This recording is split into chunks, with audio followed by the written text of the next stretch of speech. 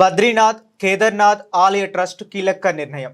హిందూయేతరులకు ప్రవేశం బంద్. ఉత్తరాఖండ్ రాష్ట్రంలోని శతాబ్దాల చరిత్ర కలిగిన బద్రీనాథ్, కేదార్నాథ్ దేవాలయాలలోకి ఇకపై హిందువులకు మాత్రమే ప్రవేశం కల్పించనున్నారు.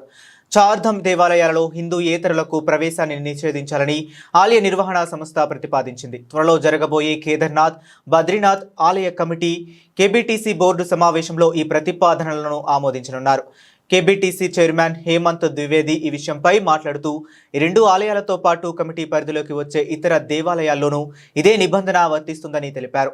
ఇదివరకే గంగోత్రి ధామ్లోని హిందూయేతరుల ప్రవేశంపై నిషేధం విధించారు.